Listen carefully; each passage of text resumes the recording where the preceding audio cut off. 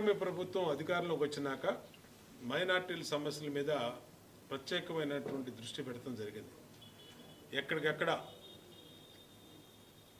దర్గాల్లో కానీ, కబ్రస్థాన్లో కానీ, మసీదుల్లో కానీ, అట్లాగే వక్ఫ్ బోర్డులో కానీ ఏ సమస్య ఉన్నా సరే ఆ సమస్యని పరిష్కరించుకోవడం కోసం మైనార్టీ పెద్దల ద్వారానే ఒక కమిటీలు వేసి ఆ మైనార్టీ పెద్దల సమక్షంలోనే ఆ సమస్యలు పరిష్కరించేటట్టుగా చేస్తా ఉన్నాం.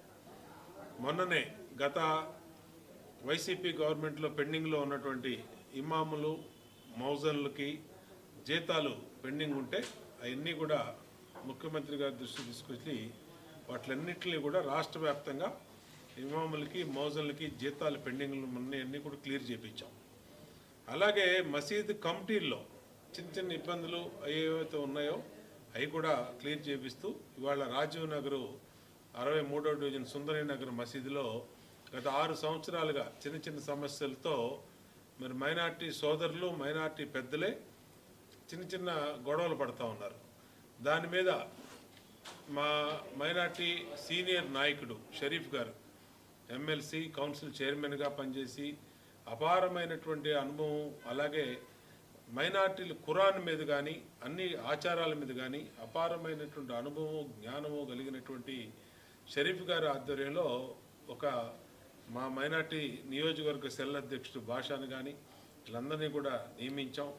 వాళ్ళందరూ కూడా కలిసి కూర్చొని అక్కడ మసీదులో ఉన్నటువంటి పెద్దలు అందరితో మాట్లాడి ఏ సమస్య లేకుండా ఆ సమస్యని పరిష్కరించి ఇవాళ కమిటీ అందరినీ కూడా ఒకే మాట మీద తీసుకురావడం జరిగింది.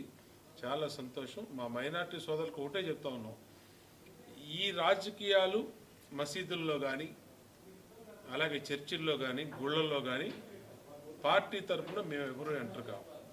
మైనార్టీలకి మైనార్టీ నాయకులే కూర్చొని అందరూ కూడా చర్చించుకొని సమస్యని సామరస్యంగా పరిష్కరించుకునే విధంగా చేస్తాం.